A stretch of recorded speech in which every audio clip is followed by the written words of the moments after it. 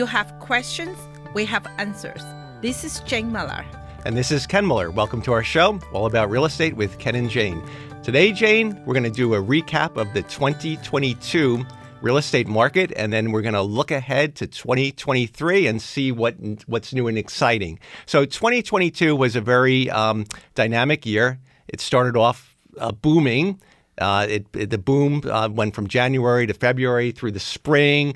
Then the summer, it waned a little bit, and then the fall it picked up, and then after the seventh Fed rate increase, I guess November, October it started slowing down, and November and December it really were slow. That could have been a combination of the seasonal effects as well as the Fed's rate increases. So all in all, in 2022, the Fed raised their interest rates 7 times to give their effective interest rate of about 4.5%. What that meant to the real estate market is that the mortgage rates in 2022 went from a low of below 3%, 2.5, depending on your credit, right, to a high of over 6%. So it more than doubled. So naturally, that had some impact on the market and the lending ability for borrowers.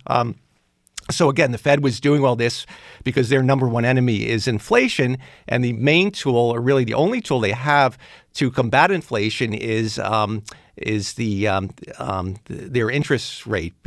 By raising it, they're trying to make it more difficult for borrowers to obtain money, and hence that would hopefully cut down the spending or curb the spending, which will bring the prices down. So it's worked to some degree. The Consumer Price Index data dropped a little bit, but it's nowhere near the target Fed rate of 2%. So there's still got a lot to do. So we're going to talk more about that when we get to 2023. However, for now, let's talk about some of the data and comparisons on the real estate market, comparing the 2022 data of homes sold on number of listings and all that good stuff as compared to the prior years, so we can see firsthand what effect the interest rates had on the home sales. Absolutely. I mean, this is Ken's specialty. Data. Right.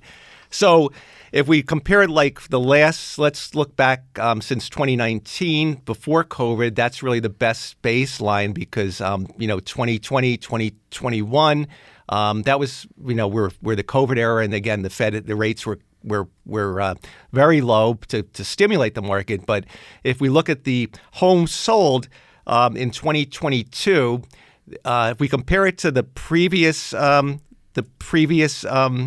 year. talk about 2019 first as a baseline. Okay, well, as you mentioned, right? Yeah. I mean, the last 3 years is very unusual because the COVID effect. But we need a baseline to compare. We both believe 2019, that was a regular year per se, is in line with the previous year's market. So we can use that as a baseline. So in that way, when we talk about the numbers and data, is to give listeners more perspective what we compare with. Okay, yeah. So on that effect, in 2019, we had about 11,717 homes that were reported as sold based on the Central Jersey MLS data. And then that number dropped to 10,387 in 2022. So percentage-wise, which is I think the more important thing, it's about 11% less homes were sold in 2022 as compared to 2019. That's one of the that's the net effect, I think, of the rise in interest rates. And you got to remember, 2022 was very active for the first 6 to 8 months before. So that's another thing to take into effect, that even with all the activity for at least the first half of 2022, the net result was that less, a pretty good percentage, 11% less homes were sold as the end result. Yeah, let's just have a quick look back, right? 2019, we had, like you said, Ken, that's 11,717 homes sold in Central Jersey based on the Central Jersey MLS.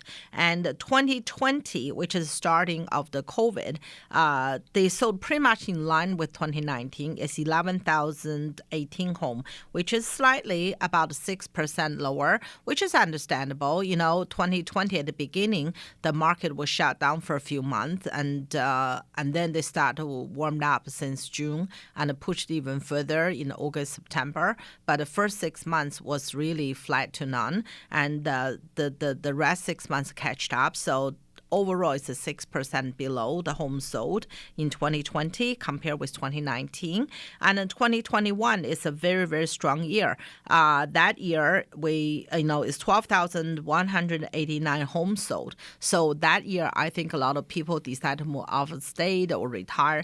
There's a lot of things going on in the market, so there's a 12,189 home, which is 11% higher compared with 2020. So that was really, that was a very, very good sharp increase. And come to 2022 last year, we only sold 10,387 home, which is 15% down from 2021. And but as you mentioned, compared with 2019, that was 11% down. So that means 2020 there was less homes sold compared with the past 3-4 years. However, I believe the market was down only the sold down is only after August. So because in spring the market was pretty strong still. Right. So that's what I was trying to get across. Then yearly, with 2022, given that we had such high activity and high demand for the first until the summer of 2022, the fact that it ended even 15% down as compared to 2021 indicates that the market really, really slowed down in September, October, November, December. Yes. Because you were really, really strong, and then for it to drop that much, that significantly means that the activity came to almost a halt. Yes, absolutely. I remember, 2022, in January to, I think, April, that time, the market interest rate went up a little in March, just a little. So that's enough to wake up a lot of people, try to buy it before the further increase, right? But that time, even you have open house, the line was, really the street long. Right, we have hundreds people line up. I remember back 2021 last year, we had a house on the market and open house. I had an agent calling me and say, Jane, you better come here because we all have the scheduled appointment. There's a long line and there was a family inside the house for a long time. Don't come out because bear in mind that time early in the year, we still try to have less people in the house. So the family at the time. So I have to drove there to ask family, would you please, discuss the matter outside in backyard, or maybe come back, right, schedule another showing because there's a long line here. The demand was so strong at that time. There was a really, really, there was house on the market, but pretty much, first day or the first weekend, you have a multiple offer, and the buyer just crazy bid over 10,000, 50,000, 100,000 over asking, and waive the appraisal because the appraisal definitely, the market doesn't support that number at that time. And how far into 2022, Jane, would you say that this hysteria continued until what month? I think pretty much to June. I remember that time in June there was the market suddenly the interest suddenly shoot up to over 6. In January was 2.5. Right, I think in June it really darted up, and then it subsided thereafter, and right, but it spiked. I think at 6.5. Yeah, so. It's almost 7. So and overnight, right, a lot of property we had under contract or even under turnover in the contract has to come back to market because with that sharp increase, suddenly a lot of buyers suddenly no longer qualified for the mortgage, and the rate hike was that much in the market. But obviously, it's not because only due to the Fed increase, because the market, I think the mortgage market responded very harshly, so they pushed it up to 7, high 6, 7, and later on they came down to below 6, and now it's hovered around the 6 to the 6 to mid 6 level. So, but having said that, Ken, I still remember my first house was 13%. Right. We went through that, right. Yeah. And at that point, even when the rates went from the 3% to the 4% and crept up to 5%, people were already panicking. And now it's all relative to what you're used to. And again, because of the COVID, the rates were artificially so low to stimulate the economy. Now that when you take that goodie away, people, they have to get acclimated to it. And now I think we're seeing that the market, we're going to talk more about 2023, but we're seeing the market for various reasons is still stable, and that gets into the inventory and the lack of inventory, I should say. But let's talk about let's finish up 2022. So another interesting data point is the number of active listings in 2022 as compared to going back to 2020. So roughly, as compared to 2020, there were about 34% less homes listed. In 2022, there were about 34,933 homes on the market.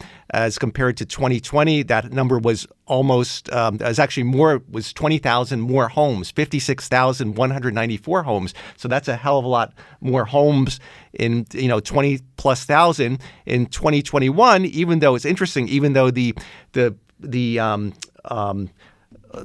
previous data we showed for 2021, the number of homes sold was high, but in 2021 there was 45,769 homes, so there were less homes listed. And then likewise in 2022 there was only 34,933 homes. So the inventory of homes listed declined steadily from 2020 to 2021 to 2022. Mm-hmm. I think also, one another possible reason, Ken, is the number. 2020 may have a lot of home they listed didn't sell, they relisted. So I think the one, because there's an active listing, if your home didn't sell, so that's contributed. But 2021 and especially 2022, the market got so hot, so they almost very little relisted. Right. Because you got to remember, in 2020 at the start of 2020 we were just entering into the COVID era, so really everything was slow in January. So there might have been listings from 2019 that carried over into 2020. So you have that piggyback. And then in 2021, everything just got eaten up that was out there. Mm-hmm. So that's very true. All right, all good stuff. We're going to take a short break, and we'll be right back after these messages. Okay, welcome back to our show. So, Jane, we're breaking down the Central Jersey MLS data for active listings. And you notice a few interesting things about that. Yeah, absolutely. Just like look at last year, December last year, right? In 2020, we had 3,875 active listing. And 2021, we had 2,849 active listing. It's about 1,000 listing less in Central Jersey. And 2022, last month, we only had 1,409 homes available. So almost half of what we had before. So that's really tight inventory. And for January, we're only halfway through January. So far, we only had a halfway around 1,400 available active listing. And in this active listing, I just looked up but once again, this listing including all the other type, right? I just looked it up, the listing in East Brunswick, for example, right? We only have a 34 available listing in entire East Brunswick, which is unheard of. Which has how many households? Roughly about normally, 40, just go back to my memory. In other years, right?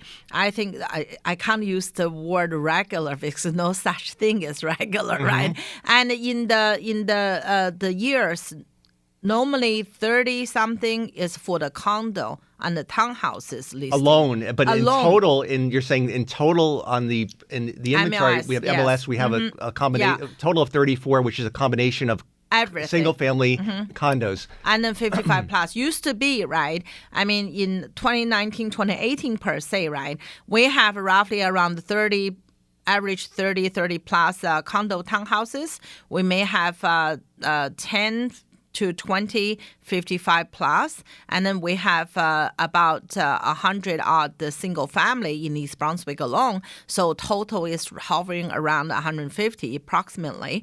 But in 2011 and 12, which is that time that was the lowest point in recent years, right, for the market, that time we have a lot of inventory. That time I think we have around 200 odd. Homes. Here's another way to look at this data from 2020 through 2022. If you compare the listings by monthly, there's about, as compared to last year, 2021, there's about 1,000, give or take, plus or minus, about 1,000 less homes each month that were on the market in 2022 as compared to 2021. And if you compare 2022 to 2020, there are about 2,000 less homes each month on the market. I just summarized it because you were in the 4,000s in 2020. You're about, for 2022, you average anywhere from the 2,000s to the 3s, and that's kind of what the numbers dictate. Absolutely. So it's about 1,000 less. If you 1,000, that's a lot of homes. If you compare 2022 to 2021, 1,000 less homes each month. Yes. And that's where you get and that's where the data shows about a 12,000 less homes in totality. Yes. So I think, a lot of time I have people come to me, ask a question, what's that all mean to me as a seller and as a buyer? What's the market forecast for 2023? That's a very good question, right? At the moment, the real estate is all about supply and the demand. The more the supply, the push the price down, the less the supply, more demand, push the price up. So at the moment, although we had a 7 times interest rate hike in 2022, and looking to 2023, most likely we're going to have a more interest increase. The first Fed meeting is February 1st. It's not a matter of whether we're going to have interest hike or not. The question is, we're going to have a 25 basis point, versus a 50 basis point, right? And what that going to do to the market? Obviously, mathematically, the higher the interest, the lower the buyer's purchase ability. So that's going to drive the market down. But on the other hand, because very, very tight of inventory, that may save the real estate market. So the price stay strong in that case. That's what saved it so far. And like you said, it's just a question of how much. Definitely, Chairman Powell indicated that there will be more interest hikes are needed because of the CPI data. And the issue, the challenge that the Fed is having is that normally they keep raising the rates and they see the inflation get much closer to that target 2%. However, because the economy is so robust, the unemployment data is very low, the job market is strong. So even though the Fed is going along and they're making it harder to borrow money by raising the lending rates, the economy is saying, you know what? The consumers are saying, we don't care. We have jobs. We're making money. Our wages went up. So that's frustrating the Fed because even every time they do it, they're not getting the drop in the inflation data. So that's the challenge that they're facing, and it's a frustration on their part, but it's a good way. The economy is still too vibrant, so it's not. So the Fed increases are not lowering enough the inflation.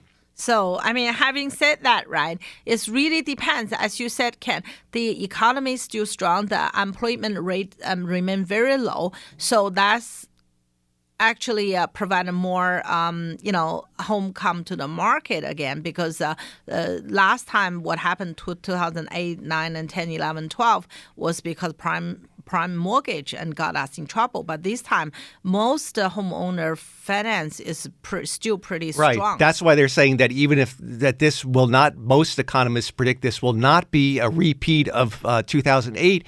Because the equity in the homes is first of all, the application process for approving the mortgages got much more tightened, and there's more equity. The homeowners have more equity and more savings, so they're not so the banks did not put themselves in that situation that happened in 2008. So there won't be a collapse of the housing market. If anything, the housing market, the prices are. We're showing the last thing we're going to share on the data. The median list price for 2022 was higher than 2021, and likewise compared to 2020. So it's been a steady increase from 2019. It was about 326, again, according to the Central Jersey MLS data. It was 348 and change in 2020. In 2021, it was 382,000, and in 2022, it was 398,000. So you have a steady increase in the median price, and I think even that's regardless of the interest rate increases. That's mainly attributed to the supply demand. The low inventory has created more demand, and it's enabled the sellers to maintain their pricing. Yes, I totally agree. I mean, based on what you just said, 2020 compared with our baseline 2019, according to Central Jersey MLS, is a healthy 22% increase in pricing, the median in pricing. But based on my personal experience, especially depends on the market, because even Central Jersey, they have a different pocket, right? They average it out.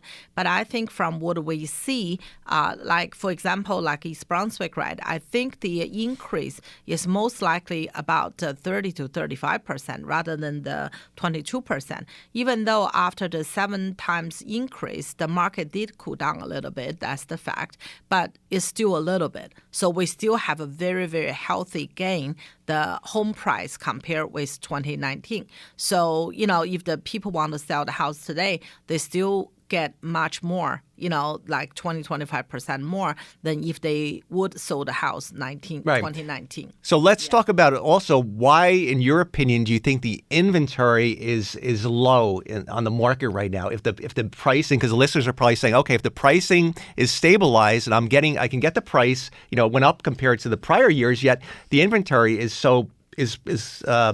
much lower than it had been. What do you think?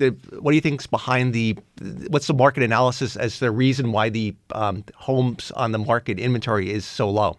I mean, that's a great question, Ken. I got asked so often that question. A lot of people ask me why we don't have enough inventory. In my opinion, once again, this is only my opinion. I could be totally wrong here. I would welcome other real estate professionals weigh in on their, opinion and their advice on that, and also from the audience, But that's just my little humble opinion. I think there's a few factors contribute that the low, very short inventory. I think number one, I would give to a lot of people, they wanted to buy a bigger house, but now giving the very low interest rate back in January last year, they were able to refinance. They will get a home 2.5% instead of the old mortgage 4.5 or 5%, right? So basically, they can cash in 50 to 100,000 more from the mortgage and keeping the monthly mortgage payment the same. So they would have a big chunk of money. They can do a beautiful sunroom. They can finish the basement. They can do a swimming pool with a gazebo with outdoor cooking. They could, redone their kitchen. They could add additional master bedroom on the first floor. You're giving me a lot of ideas. Even we thought about it that time, maybe we should do something. And so a lot of people, instead of buying a new home, they just put the refinance cash in to make their current home more desirable to their like. So that's a big chunk of the people didn't sell and buy. Secondly, and the second part is now, a lot of people, they're very hard to move on. A lot of people, for example, they want to buy another home per se, but unfortunately, there's not much on the market to choose from. So they couldn't find their dream home. So they just stay where they are, right? The third thing was, which is like that as well, right? A lot of people, they don't know what they want to do in the future. They don't know, so they stay where they are, just look and see, right? And also, I think if a lot of people, they have to sell and buy, even though the market is high, you will say, well, if you sell today, your market is high, but in 5 years, the market could go down. But a person say, yeah, I sell high, but I have to buy high. So what's the real benefit to me? right? Maybe if I'm not sure what I'm doing, maybe I will stay here a few years and see what happens, right? So that's could be a portion of people. And the last one is very interesting. I personally believe, but once again, I could be wrong here. A lot of people was going to sell their home 2023 or 2024, but somehow they saw the market was so strong, they sold it in 2022 or 2021. That was the one house I sold in January. I leased the home and sold really high. And a neighbor called me, said, hey, my son is going to finish high school in 2023, but I just want to see what's the market going to be that time. So I said, I'm not sure, but based on what I know, seems like the market may go down. And the owner decided to sell in 2021 and then rent for a year. So they sold in February, closed in April. So they rent a year. So when the son finished high school this year, they could just go. And another neighbor, the same thing. They just a lot of people, if they see the neighbor so high, they want to cash in. If they can, they rather rent and to see what happens, right? Or if they need money to buy the retirement home out of state, they have to sell and then rent and then to buy too. So that's pull a lot of inventory from the future year into 2022. So, right. Okay. So what will 2023 hold? Well, the Fed, we know, is going to meet 8 times, so we'll see how they react with the rate hikes. However, this, like we covered, this won't be a repeat of 2008 for the reasons we stated. The homeowners have a lot of equity. The banks tightened up their lending procedures. And the good news for New Jersey residents is that home prices are expected from the various economists to remain steady and not go down. And that, again, is due to the lack of inventory and the demand, outgaining the supply. As far as mortgage rates, they're forecasted to go down at some point below 6%. It's debatable depending on what you read and what economists you listen to. But at some point, some are saying, in a few months, some are saying by the third quarter of 2023. Again, it's not going to go down to the 3%, but maybe the 5%. So, hey, that's pretty good. So we're out of time. But once again, thank everyone for listening, and we'll see you next week. Thank you.